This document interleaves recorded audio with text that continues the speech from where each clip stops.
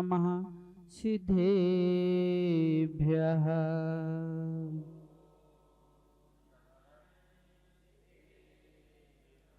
ॐ नमः सिद्धेभ्यः।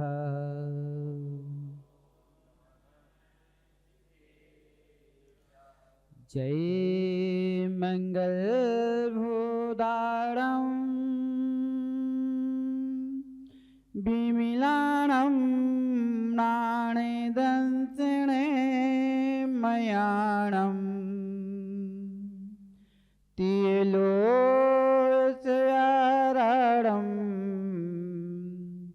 नमो सिद्धधारं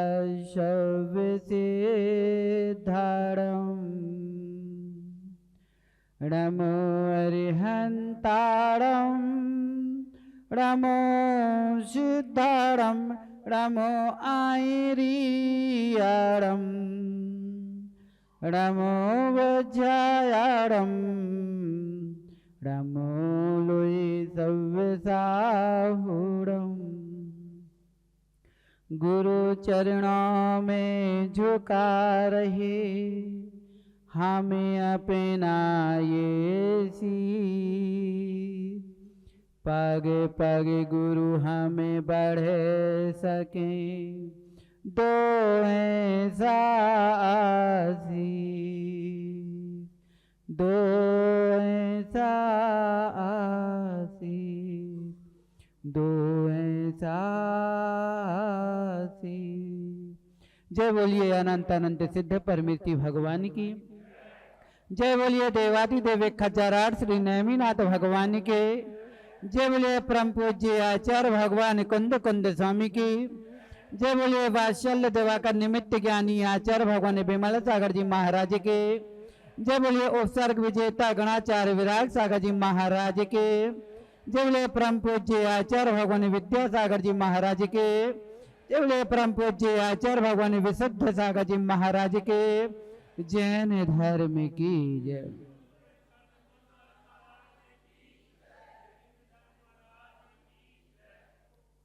जोड़ा इतना जोड़ा कि फिर भी व्यक्ति रह गया अकेला। कहते हैं कि जोड़ा जोड़ा इतना जोड़ा फिर भी रह गया सिंगल जोड़ा। जब इस सिंगल जोड़ा को ही जाना है तो फिर कितना जोड़ा और किसके लिए जोड़ा। क्या जोड़ा? जोड़े के लिए जोड़ा कि अपने लिए जोड़ा। चल रहे उस पंजे के खेल से ताश के पत्ता जो पंजा उसमें स्वाध्याय सतत चल रहा था। परिग्रह परमाणु व्रत के जो कल हमने भावनाएं समझी आज वह अतिचार बता रहा है। अतिचार कितने हैं? 5 अतिचार। अब देखना कि जीवन भर हमने क्या जोड़ा, मात्र हमने ही जोड़ा कि किसी और ने भी जोड़ा। ऐसा क्या जोड़ा कि दूसरों का दिल तोड़ा। किसी को तोड़ के जोड़ा तो किसी को जोड़ के जोड़ा, लेकिन बेजोड़ तो आज तक जोड़ा ही नहीं। वही जोड़ा जो यहां छूट जाना है। अरे जोड़ो तो ऐसा जोड़ो कि इस भाव में भी साथ दे और अगले भाव तक भी जाए। ऐसी द्रव्य से क्या जोड़ना कि यहां पर भी साथ देने का कोई भरोसा नहीं और अगले भाव तो जाएगा ही नहीं। तो क्या जोड़ना फिर? किसके लिए जोड़ना प्यारे लाल जी? महाराज अभी नाती पोते हैं उनके लिए कुछ जोड़ के चले जाएं, 1-2 पीढ़ी और बैठ के खाती रहे। लेकिन ज्ञानी भैया ध्यान रखना, आचार्य भगवान समंत्र भद्र स्वामी कहते हैं यदि पाप निरोधन्य संपदा किम प्रयोजनम अत पाप पसरो तन्य संपदा किम प्रयोजन। अगर पुण्य का उदय है तो संपदा जोड़ने से कोई प्रयोजन नहीं, और अगर पाप का उदय भी चल रहा है अशोक भैया तो जोड़ने से कोई प्रयोजन नहीं है। कहा जाता है कि पूत कपूत सो का धन संचय और पूत सपूत सो का धन संचय। जब करतूती है, करने वाला मेहनती है, उसका पुण्य का उदय है, तो तुम उसे कुछ भी मत देना, मिट्टी का ढेला भी दे दोगे ना तो मिट्टी में भी सोना पैदा कर लेगा। और नहीं है तो अशोक भैया तुम सोने की डली भी दे देना, वह सोने की भी मिट्टी कर देगा। लेकिन पुण्य के उदय में किसके लिए जुड़ना? जब पुण्य का उदय चल ही रहा है तो संपदा अपने आप आएगी। लेकिन पुण्य कैसे बढ़ाओगे? जब आप देव शास्त्र गुरु की सेवा करोगे, उनकी पूजा अर्चना करोगे, पुण्य कार्य में अपन संलग्न रहोगे, तब ये पुण्य का उदय आएगा। नहीं है तो दुकान खोलने वाले दुकान में भी बैठे सवेरे से, तो वहां ठंडी में ठिठुर रहे, कोई ग्राहक भी नहीं आ रहा, फिर भी खोल के बैठे हैं। लेकिन यहाँ पर भी देखो, यहाँ भी ठंडी लग रही, लेकिन यहाँ पर लोग अपने दुकान खोल के बैठे हैं। क्यों? वहां पुण्य की कमाई हो रही है, यहाँ पुण्य की कमाई हो रही है। मालूम है कि पुण्य ज्ञानी भैया, जब हम यहाँ पर पुण्य कमा लेंगे, फिर दुकान से उपज के फोन आएगा कि भैया कब आ रहे हो दुकान खोलने, मुझे माल खरीदना है। और एक जन दुकान खोल के बैठा है तो वो बुला रहा भाई यहाँ, वो कहे नहीं हम अपने सेठ जी को बुलाएंगे। क्यों बाबूलाल जी? ये है पुण्य। ये जो धर्म करेगा तो उसे पुण्य से बढ़ेगा, पुण्य बढ़ेगा तो अपने आप पुण्य आएगा। लेकिन जो पुण्य के पीछे दौड़ेगा, धर्म को छोड़ बैठेगा, तो पुण्य अपने आप विलीन हो जाएगा। पूछे बाबूलाल जी से, बाबूलाल जी पारस यहाँ लगा रहता है, फिर फोन आते कि भाई आओ गाड़ी आ रही है। और जिस दिन यहाँ नहीं रहता वहां दिन भर बैठा रहता, तो गाड़ी वाले को पता लगाना भाई कब आ रही कि नहीं आ रही है। जब पुण्य की सत्ता बढ़ जाती है तो अपने आप धन आने लगता है कि लो भाई मुझे ले लो, और वरना तो तुम धन के पीछे दौड़ते रहो। चल रहे थे अतिचारी के लिए कि भोगो भोग में क्या है, भोगो भोग क्या है। इसीलिए तो आचार्य भगवान कहते हैं कि इसकी भी सीमा करना चाहिए। ये परिग्रह जो है इसमें भी भोगो भोग, परिमाण व्रत में भी अपन नियम लेते कि हम इतना करेंगे। इसीलिए आचार्य भगवान ने उसके अतिचार बताते गए कि अगर इस व्रत का पालन करो तो पहले अतिचार को भी तो समझ लो। तो कौन कौन से हैं? पहले क्षेत्र वास्तु प्रमाणातिक्रम। अब किसी ने क्षेत्र का लिया कि हम इतने क्षेत्र में रहेंगे, कि हम मात्र केकड़ी के अंदर रहेंगे, केकड़ी के बाहर नहीं जाएंगे।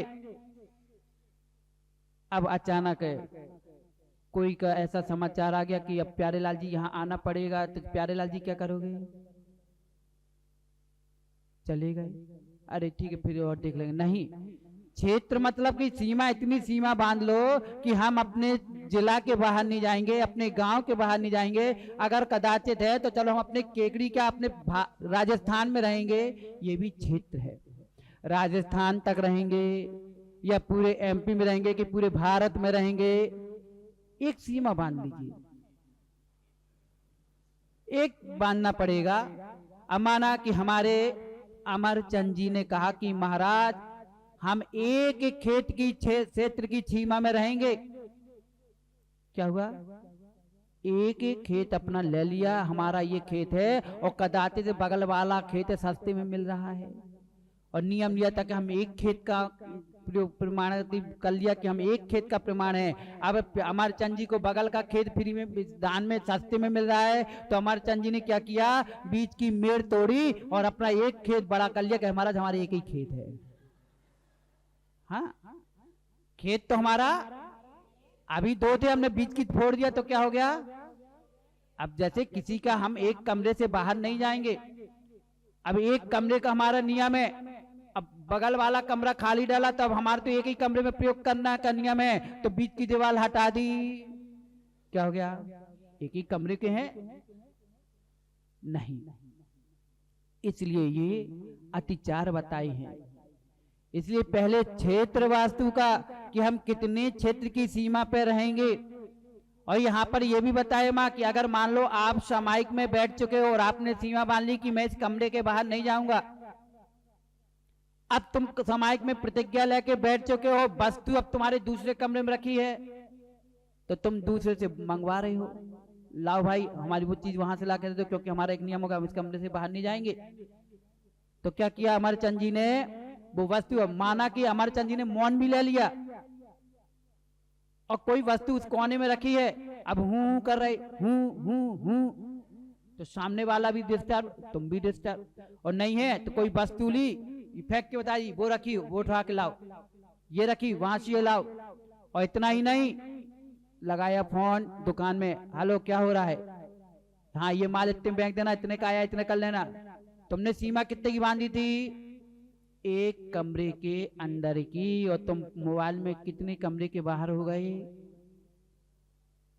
पता चला कि बाबूलाल ने कहा कि महाराज 4 महीने केकड़ी से हम बाहर नहीं जाएंगे, और विदेशों से फोन में पूरा काम चल रहा है, लेन देन आना जाना सब चल रहा है, ऑनलाइन सब चल रहा है। तो महाराज हमारा नियम है, लेकिन नहीं, ये आपका क्या चल रहा है, दोष चल रहे हैं, अधिचार, क्षेत्र वास्तु। और दूसरा आता है हिरण्य स्वर्ण, की सोना चांदी का माप कम से कम इतना तो नियम ले लेना कि कम से कम जाने से पहले आपको खेत तो खरीदना नहीं, खरीदें जे लोग, है ना। तो कम से कम इतना ले लो कि हमारा कोई खेत नहीं, कोई मकान नहीं, जिस मकान में हमको ठहराया जाएगा उस मकान के हम रहेंगे, बाकी हमारे सब मकान खरीदने का त्याग, हमारे इतने खेत भवन फैक्ट्रियां खरीदने का त्याग, खरीदने वाले बनाने वाले कौन, बच्चे जाने पति दे जाने, कम से कम हम तो पापों से बचें, हम क्यों आश्रय से लदें। अब दूसरा बताया है कि सोने चांदी का परिमाण, अब माना कि हमारे ज्ञानचंद जी भैया जी उनने नियम लिया था कि महाराज हम एक चैन पहनेंगे, एक अंगूठी पहनेंगे, बस इसके अलावा हमारे सारे सोने का त्याग। अब सासू जी ने 2 तोले की चैन दी, अब वापस करते बनती नहीं है, अब इतना महंगा सोना इतने सस्ते में फ्री में मिल रहा है सम्मान में, तब क्या करें। तो ज्ञानी भैया ने कहा एक चैन का नियम है ना, तो पूरा सोना मिटाया और एक चैन उसी में मिला के पहन ली, एक चैन का नियम है ना। अब वजन चाहे जितनी हो जाए, ऐसा नहीं कि एक अंगूठी है और एक और अंगूठी किसी ने पहनाई तो दोनों अंगूठी मिला के एक अंगूठी बना लेना, नहीं। इसका भी प्रमाण करना माँ कि हम अपने जीवन में अब हमारी शेष जिंदगी बची, अब कितना और सोना खरीद सकते हैं, 1 किलो 2 किलो, इससे ज्यादा तो खरीद नहीं पाओगे।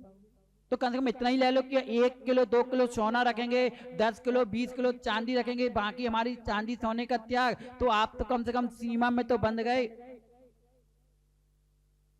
कम से कम सीमा तो बंध गए। हमें मालूम है कि 10-20 तोला से ज्यादा सोना नहीं होगा, बहुत ही 2-4 लोग के घर में होगा, आधा किलो तक पहुंच जाए, है क्या। हमारे चंद जी के यहाँ तो खूब रखा होगा, उनके यहाँ तो एक ही घुंड रखी होगी 1 किलो भर की, हमारे चंद जी रखी ना, हमें मालूम नहीं, बताओगे नहीं तो महाराज जी भी गेट में पैसे लगवा देंगे, है ना। हमें मालूम है सबके पास सोना है चांदी है सब है, लेकिन इतना कर लो कि कम से कम जितना हमारा प्रयोग में है उतने की सीमा बांध लो, बाकी सबका त्याग कर दो, ताकि पाप के आश्रय से बच सको। और अपने पाप से बचोगे तो पुण्य की प्राप्ति होगी कि नहीं होगी, और पुण्य की प्राप्ति होगी तो वो पुण्य तुम्हारे इस भाव में भी साथ देगा और अगले भाव में देगा। इसलिए क्षेत्र वास्तु का, और दूसरा सोने चांदी का, और तीसरा क्या है माँ, धन धान्य। अब हम कितना धन रखेंगे, 1 करोड़ रुपए रखेंगे कि 2 करोड़ रखेंगे कि 4 करोड़, माँ तुम कितने रखोगे, पता है कितने रखोगे। महाराज रोज के जेब से जितने निकालने मिल जाते तो निकाल लेते हैं, बाकी पता नहीं कितने हैं। हाँ हमें मालूम, अभी नहीं बताओगे। अमर चंद भैया जब नोटबंदी हुई थी, जो माताओं से पैसे मांगते थे तो नहीं है बैग खाली, और जब नोटबंदी हुई तो गड्डी की गड्डी लो, अब हम संभालो, अब कहाँ जाएंगे। यानी भैया वैसे अभी तुम मांगोगे ना तो नहीं है हमारे पास, देने वाला है ही नहीं, कहाँ से लाएं। और फिर जब नोटबंदी अभी 1500 की बंदी हो जाए, फिर देखना 1500 की कितने निकलती है। क्या ऐसा नहीं था माँ, नहीं निकली थी क्या गड्डी आप लोगों की, सबकी निकली। वैसे 5000 रुपए मांगो तो नहीं है हमारे पास, और 5000 अगर पति देव ने मांग लिए ना तो शर्त रखते कि 5 से 7 लेंगे हम, ठीक है, वो भी एक अच्छी बात है कि कम से कम गृहस्थी में पैसा जरूरी है, अपने पास नहीं तो किसी के पास अपना बैंक रखा है घर का, अचानक पैसा जरूरत है तो जरूरी बैंक में तो जाना पड़ेगा, निकालना पड़ेगा तब मिलेगा कुछ पैसे घर में भी। इसलिए तो माताओं को किसकी संज्ञा दी गई है? लक्ष्मी की। किसकी संज्ञा दी? लक्ष्मी की दी, कि ताकि ये समय आने पर कुछ जोड़ जोड़ के रखें। ये पुरुष लोग इकट्ठी शक्कर कितनी लाते हैं? 5 किलो आई, फिर आई, तो ये माताएं 5 किलो में भी ज्ञानी भैया 2 मुट्ठी एक डब्बा में अलग डालती जाती हैं। और जोड़ जोड़ के पता चले कि जब वो 5 किलो खत्म होगी फिर कहेंगे और लाओ, फिर कदाचित तुम नहीं ला पाए और परिस्थिति खराब हो गई कि नहीं है, अब दुकानदारी नहीं चल रही, नहीं है पैसा, तो कम से कम 1 महीने का कोटा ये बना के चलती है। कितने दिन का? 1 माह तक का कोटा बना के। अचानक रिश्तेदार आ जाए, अचानक शादी आ जाए, तो आपको बिना लाइए सब व्यवस्था बना सकती है। लेकिन कब? जब जोड़ेंगे तब। लेकिन जोड़ना, इतना जोड़ना कि बेजोड़ रहे, लेकिन ऐसा मत करना कि किसी का दिल तोड़ रहे। इसलिए इतना सीमा की माँ, इन्हें गृहस्थी चलाने के चक्कर में इतनी मायाचारी मत कर लेना कि घर में नमक रखा है फिर भी तुमने कह दिया कि नमक नहीं है, खत्म, कल से नहीं मिलेगा, अभी महीने भर का नमक रखा है। महाराज ऐसा नहीं बोलेंगे, 10 दिन पहले से नहीं चिल्लाएंगे तो गृहस्थी में कोई वस्तु नहीं आएगी, तो बैठे रहेंगे। तो माँ गृहस्थी चलाने के चक्कर में ये मायाचारी की। ये पुरुष तो ठीक है, लेकिन तुमने मायाचारी करके अपनी कौन सी पर्याय का बंद कर लिया। अरे इनको खुश करने के चक्कर, इनका परिवार चलाने के चक्कर में मायाचारी की, झूठ बोला, तुमने पाप का आश्रय किया, तुम दुर्गति की लो जाते रहोगे, तुम उस दरिद्र, ना जाने कौन सी त्रियंच गति मिलेगी कि नारी पर्याय मिलेगी, कौन सी गति जाना पड़ेगा, लेकिन ये तो फ्री होगा। लेकिन तुमने इनको परिवार पालने के चक्कर में अपना क्या बिगाड़ लिया। इसलिए माँ कम से कम गृहस्थी चले ना चले, कम से कम इतना कह दो भाई 10 दिन का है, 11वें दिन तुम लाओगे तो खिलाएंगे, नहीं तो ओम शांति। ईमानदारी से बोल दो कि हम मायाचारी नहीं करना चाहते। क्यों हम मायाचारी करके क्यों त्रियंच गति का बंद करें? अति भार क्यों हम इतना जोड़ जोड़ के परिग्रह करके हम क्यों दुर्गति में जाए? गृहस्थी तुम्हारी चले, तुम्हारा परिवार पले, तुम्हारे बच्चे तुम्हारे जैसे हम अपने आप को बच्चे मानते हैं, अपने बच्चों को अपना बच्चा, तुम्हारे भी तो बच्चे हैं, तुम्हारे भी तो, तुम अपने आप से सोचो हम क्यों इतना पाप ला दें। इसलिए और आप लोग भी ज्ञानी भैया, ये लोग ऐसी मायाचारी करें उससे पहले ला के रख दिया करो, इन्हें ऐसा कहना ही ना पड़े, तो दोनों पाप से बचे रहोगे और दोनों को पुण्य का संचय होगा। इसलिए धन धान्य कितने फल अनाज माँ कितने किलो आटा खा लेते हो रोज के? एक दिन में कितने किलो आटा खा लेते हो आप लोग? अमर भैया कितना खाते हो? 1 किलो 2 किलो अकेली खा लेती हो? 1 किलो पूरे परिवार में ना। चावल कितना? 100 ग्राम। हफ्ते भर में ज्यादा 1-1.5 किलो खत्म होता होगा, है ना। लेकिन अमर ज्ञानी भैया इन माताओं से पूछो कि तुम्हारा 1 किलो आटा लगता है, लेकिन गेहूं 6 महीने तक का स्टॉक बना के रख लिया। साल भर का, देखा ना, साल भर के लिए पहले से गेहूं, पता नहीं कि खा पाएंगी कि मर जाएंगी, पता नहीं, लेकिन आश्रय जारी है, आश्रय जारी है। खा पाना नहीं है, पता चले कि साल भर के रख लिए और यहाँ वहां घूमने चले गए महीने बाद, तो वो 1 महीने का बच गया तो घुन लग रही है, खबरें फेंक रहे हैं, लेकिन पाप का आश्रय जारी है। पापड़ वरी क्या क्या मामा, धान गेहूं चावल, पता चले 2 अनाज रोज के बन रहे, मूंग की दाल और गेहूं के आटा चावल, इतनी 3 ही अनाज का सामान बन रहा है। लेकिन उड़द की दाल चना की दाल जब तक नहीं आई थी तो खपड़िया खाई बैठी थी कि ये लाओ वो लाओ, बनाना 3 ही आइटम, उससे चौथा आइटम कभी बन के खिलाना नहीं। और जोड़ के इतना रख लेते हैं माँ, किसके लिए? ये आश्रय जारी है, ये मत भूल जाना कि हमें ये जोड़ के इनकी गृहस्थी में हर चीज सबके यहाँ भरा रहता, हमारे यहाँ भरा। अरे ये भरा रहेगा नहीं रहेगा कोई भरोसा नहीं, लेकिन तुम्हारा पाप का भंडार भरा रहेगा, वो खाली होना नहीं। अब लोग कहते कि महाराज अगर नहीं जोड़े होते तो कोरोना में क्या हालत थी, जो था वही तो खाया था, जो जोड़ के रखे थे वही तो खाया था। अरे माँ खाया था तो वो पुण्य के सत्ता में तुम्हारा बचा था, नहीं तो कई लोग कैसे कि जोड़ के रखे रहे लेकिन खाने वाले नहीं बचे, बेच चले गए। अब बताओ किसके लिए जोड़ा था? वो तो तुम्हारा पुण्य था कि बचा था, तो बचे में पुण्य का था तो मिल गया रखा। और नहीं तो कई लोगों के माँ इतना स्टॉक भरा रखा रहा, जमीन जायदाद पैसे फैक्ट्री क्या क्या नहीं जोड़ के रखा, एक कभी भोग नहीं कर पाए और एक साथ सब परिवार सहित चले गए। लेकिन पाप का आश्रय तो जारी था। अगर उतने जोड़ने से साथ में अगर पुण्य किया होता तो कहीं ना कहीं उसकी वस्तु का, उसके धन का, उसके धान्य का सदुपयोग हो जाता, तो लाभ तो होता पुण्य का। लेकिन जोड़ते गए जोड़ते गए। अगर माँ यहाँ कहा जाए ना ज्ञानी भैया कि यहाँ एक गेट लगना है, 3.5 लाख रुपया लगना है, ठीक है ना, तो अभी कोई हानि भरेंगे और अभी घर में कोई अधिकारी आ जाए इनकम टैक्स वाला तो 50 लाख रह के शांत कर देंगे कि हल्ला नहीं हो। 50 लाख लगे, करोड़ लग जाए, शांति से न पड़ जाए। लेकिन एक गेट मंदिर के लिए लगना हो तो अभी उसमें सोचेंगे कि फलाना चंद जी बोल दे, ढिकाने चंद जी बोल दे। ऐसे भी होते हैं क्या नहीं भैया? माँ नहीं होता क्या ऐसा? होता है। अभी किसी के यहाँ नई बहू आए तो एक सोने की बाली उतार के दे देंगे कि बहू रानी को देना है, और मंदिर के दान पे नाम पे कहा जाए तो अभी पर्स खाली है। बहू सेवा करे या ना करे उसको देना है, अंगूठी खिचड़ी में खिलाई में तो देना ही पड़ेगा, नहीं है तो 250 ग्राम की पायल तो देना पड़ेगा। माँ खिचड़ी में तो देना है, कुछ तो नहीं देना पड़ेगा। लेकिन धर्म के नाम पर 500 1100 लिख लेना बस। इसलिए मत सोचो कि क्या हमने जोड़ा और किसके लिए जोड़ा। कम से कम इतना नहीं कर पा रहे हो कि तुम इतना कर लो माँ कि घर में सब कुछ जोड़ के रख लिया, तो कम से कम इतना नियम ले लो कि आज हम दिन भर में इतने अनाज खाएंगे, 2 खाएंगे, 4 खाएंगे, 5 खाएंगे, बाकी सब अनाजों का हमारा त्याग। हम इतना धन रखेंगे, 100 रुपए का आज प्रयोग करेंगे, आज 1000 का करेंगे, आज 50 लाख का करेंगे, 10,000 का। ज्ञानी भैया इतना भी कर सकते हो कि आज हम 1 करोड़ से ज्यादा का व्यापार नहीं करेंगे। भला ही आपका 1 करोड़ से ज्यादा नहीं, 1 करोड़ की सीमा 1 करोड़ ही रहेंगे बस। इतना व्यापार 1 करोड़ तक का तो होना ही ठीक हो भी सकता है।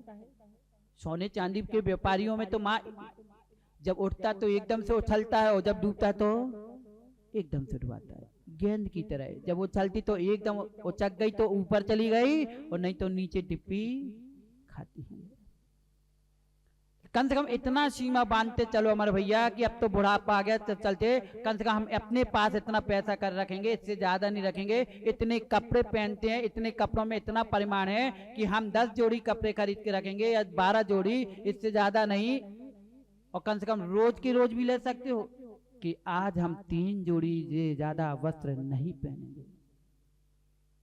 इतना भी करते जाओ, रोज के रोज भी अगर लेते जाओ हर चीज में, चाहे क्षेत्र के बारे में हो, तो चाहे सोना चांदी के बारे में हो, चाहे आपके खाने पीने में हो, चाहे पैसे रुपए में हो, आप इसमें सीमा पे रोज ले सकते हो।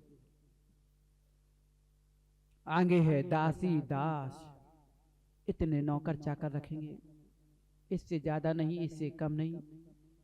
कम हो जाए तो ठीक है, लेकिन आजकल मालूम ज्ञानी भैया अब तो नौकर चाकर की सवाल ही नहीं।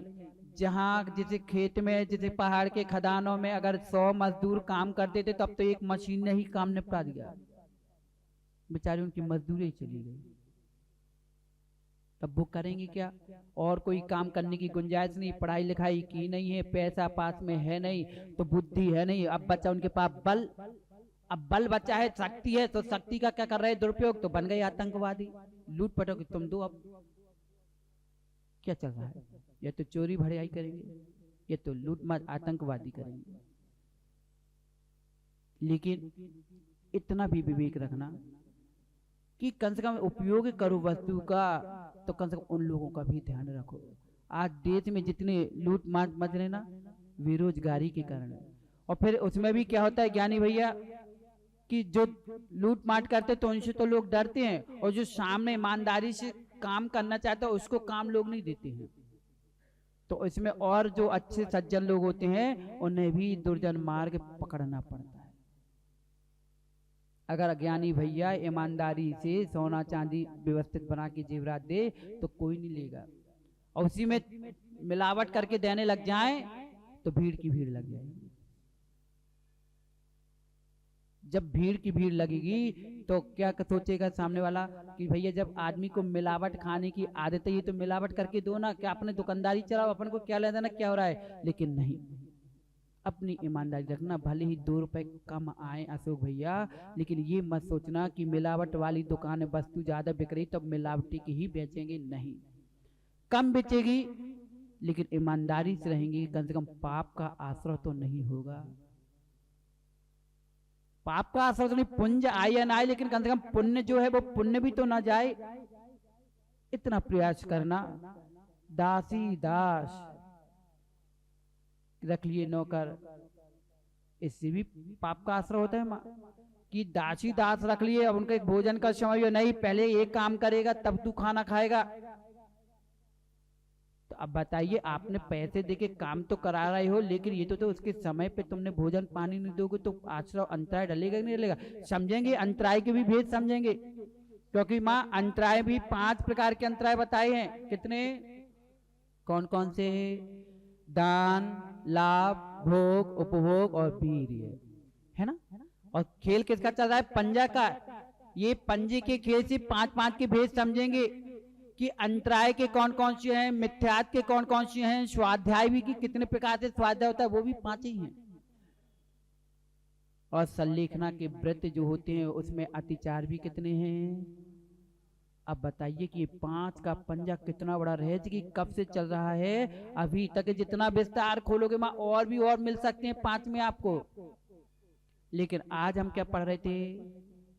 परिग्रह के जो अतिचार हैं, उन अतिचारों में दासी दास कितने नौकर चाकर लगा लिए हमारे ज्ञानी भैया ने कि हम 10 नौकर लगा लेंगे। पता चला कि हमने पूरी यहाँ पे नौकर छेक के रख लिया ताकि अमर चंद जी का काम नहीं होना चाहिए, हम पूरी लेबर अपने में करे ले, हम पैसे देंगे लेकिन एक भी लेबर अमर को नहीं मिलेगी तो अमर का काम नहीं होगा। लेकिन ये तुम्हारा क्या चल रहा है? काम माँ आप अपने घर में कर सकती हो। अब ज्ञानी भैया, माताएं अपना घर में कितनी माँ है? 2 माँ बेटी, ठीक है ना, और बेटा और पति जी, 4 परिवार में 4 मेंबर हैं और चारों चाहे तो काम अपना घर का निपटा सकते। नहीं, हमें तो एक बाई चाहिए बनाने वाली, एक झाड़ू पोछा वाली, एक कपड़ा वाली, है ना। तो ये 3-4 बाइयां चाहिए। तो ये क्या चल रहा है आपका? दासी दास परिमाण में अतिचार लग रहे। माँ जो काम अपने हाथ से कर सकते हो फिर भी तुम नौकर चाकर लगा के सीमा बुक कर रहे हो, ये सब आपके दोष में चल रहे। कैसे कहलाएंगे हम करोड़पति? हम भी तो पैसे वाले हैं। 4 नौकर नहीं होंगे घर में तो क्या है, 4 नौकर ज्ञानी भैया घर में रखेंगे। महाराज 4 का पेट तो पाल रहे हैं हम। अरे 4 का पेट पालने की इतनी शौक थी तो 4 संतान और पैदा कर लेते तो कम से कम तुम्हारा वंश भी चलता, धर्म भी चलता और पैसों का सदुपयोग भी होता। बच्चे करेंगे एक, और अब महाराज घर खाली रहता है, बच्चा बाहर चलेगा, हम अकेले क्या करें? इसलिए हम 4-5 नौकर रखे तो उनका देख रेख, वो हमारी देख रेख, हम उनकी देख रेख। एक नौकर ड्राइवर रख लिया तो गाड़ी के लिए है, एक चौकीदार रख लिया तो वो गेट पे खड़ा रहेगा, एक झाड़ू वाला, एक पोंछा वाला, एक बर्तन वाला, एक बनाने वाला, एक कपड़े वाला। कितने हो गए? 6-7 मेंबर रख लिए ना घर में। लेकिन इन बहनों से माताओं से बोलो कि अगर हम भरे परिवार में थे, 6-7 भाई थे, उनके बीच में रहना तो मुश्किल हो रहा था कि हम इतने बड़े परिवार में नहीं रहेंगे, हम तो अलग रहेंगे। और उसे अलग अलग रहने में क्या कर रहे हो? कितने आदमी रख लिए? कितने रख लिए? रखे ना 6-7 तो रख लिए ना। अब क्या हुआ ज्ञानी भैया? अब क्या हुआ? घर में एक देवा देवरानी है, उनके बीच में नहीं रहेंगे, हम इनसे नहीं पड़ती, हमको नहीं रहना इनके साथ, अलग बना के रहेंगे, अलग मकान में रहना है। और वहां अलग बना कर रह रहे हैं, लेकिन वहां पे एक बरौनी रखी, एक बर्तन वाली, एक खाना वाली, एक झाड़ू पोंछा वाली, 3 तो ये रख ली, और एक गेट में एक ड्राइवर को, 5-6 आदमी तो तुम वैसे ही पाल रहे हो। इससे अच्छा अगर एक परिवार में मिलजुल के रहते तो ये नौकर चाकर रखना ही नहीं पड़ता, इन्हें बंधन में नहीं बांधना पड़ता और इन पापों से भी बच जाते। इसलिए दासी दास का भी प्रमाण करना कि ठीक है, अगर किसी मजबूरी बस रखना भी पड़े तो सीमा करके रखना कि हम 1 रखेंगे कि 2 रखेंगे। इसलिए यहाँ पर दासी दास का, फिर उसके बाद आता है क्या, कुप प्रमाणाती। बर्तन भाड़े, हमारे 4 बर्तन में पूरा भोजन बन सकता है, लेकिन नहीं, हमारी गृहस्थी में दिखना चाहिए। माँ घर में कितने लोग हैं, 3 मेंबर। ज्ञानी भैया जी गए घूमने अपनी देवी के साथ मार्केट, तो नहीं कहीं नहीं, ये डिजाइन की भी कटोरी 6 रख लो, ये डिजाइन की जग रख लो। हैं कितने लोग, 3 मेंबर, लेकिन इतने बर्तन मिल जाएंगे कि 300 आदमी आ जाए तो 300 आदमी के बैठ कर आराम से खा लेगा, है ना। लेकिन जोड़ कितना रख लिया, ये क्या चल रहा है, अंतराय भी चल रहा है तुम्हारा, और भोगो भोग परिमाणवत में भी अतिचार चल रहा है ना। टूट गए फूट गए फिर भी ढेर लगा के रखे हैं। और 1 चम्मच अगर ज्ञानी भैया पड़ोसी के घर में चली गई धोखे से, फिर देखो जितने ज्ञानी भैया सासू से लड़ाई नहीं होती, उससे ज्यादा पड़ोसी से 1 चम्मच के पीछे लड़ाई हो जाती है। और पड़ोसी से क्या, अगर देवरानी जिठानी अलग हो गए ना धोखे से, बच्चे यहाँ की कटोरी वहां रखाए तो बच्चे की भी खैरियत नहीं और देवरानी की खैरियत नहीं, मेरी कटोरी तुम्हारे यहाँ आई कैसे।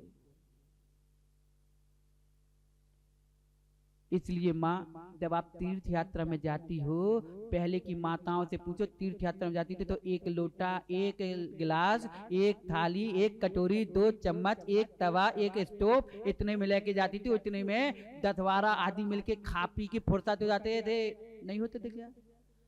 अब इनसे पूछो कि जब इतने से बर्तन में 20 आदमी का खा पी के फुर्सत हो जाती, तो फिर घर में 4 आदमी के बीच में इतने सारे क्यों रखना,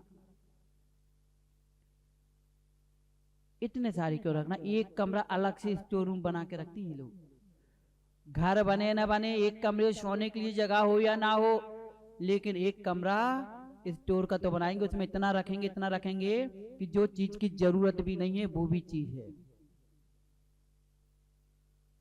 इसलिए इसका भी प्रमाण करिए माँ कि हमें जिन वस्तुओं का हमें प्रयोग बार बार ही नहीं होता, जरूरत ही नहीं पड़ती, तो उन वस्तुओं को जोड़ के हम करेंगे क्या।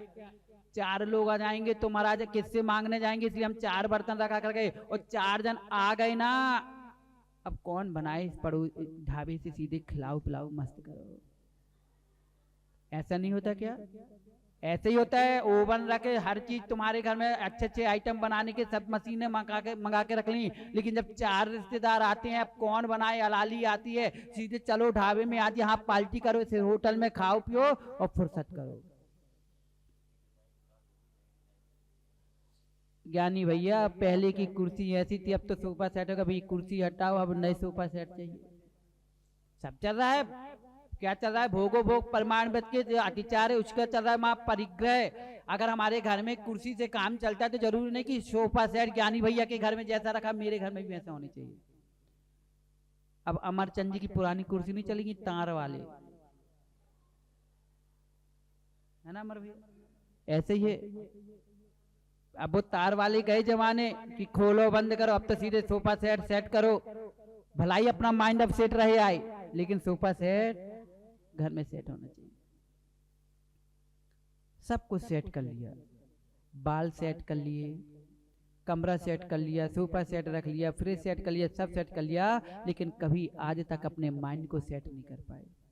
और माइंड को सेट कर लेते तो ये सब सेट करने की जरूरत ही नहीं थी। जब आप बाहर जाती हो तो ट्रेन में कौन सी सुविधा मिलती माँ, 1 सीट में 4 लोग बैठते कि नहीं बैठते, और पूरा दिन उसी में निकाल लेते हो, लेकिन घर में सोफा सेट में हम अकेले बैठे। एक एक के लिए लड़ते हैं, इसलिए समय हो चुका है।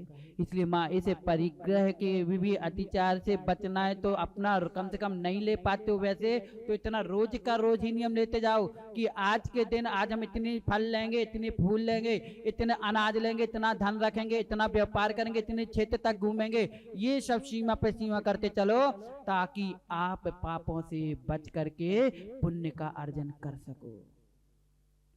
पढ़ेंगे माँ कि जो अंतराय कर्म क्या है, ये अंतराय कर्म कैसे आप पढ़ते हैं। किसी के में बाधा डाल देना अंतराय है कि नहीं है।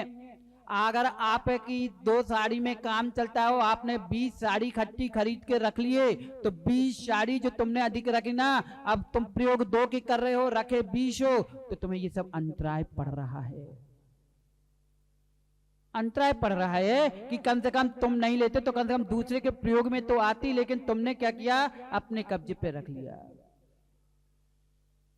हमारे घर में 1 बोरा गेहूं में काम चलता है, हमने 10 बोरे इकट्ठे रख लिए। अब 10 बोरे तुमने इकट्ठे रख लिए, अब अन्य पब्लिक को नहीं मिल पा रहा है, तुमने तो पूरा मार्केट खरीद के रख लिया। अब सामने पब्लिक को नहीं मिलेगा तो वो क्या करेगा, तो ये तुमने अंतराय डाला कि नहीं डाला। हर वस्तु में हर क्षेत्र से माँ ऐसे ही घटित करना। ये मत सोचना कि हमारे पास इतना पैसा तो खूब खेत खरीद लिए, इतने बंगले हैं, ये सब दिखाने के लिए तुम खुश मत होते जाना कि मेरे पास इतने बंगले, इतनी फैक्ट्री, इतना सोना, इतना चांदी, इतने मकान, इतनी धर्मशाला सब कर लिया।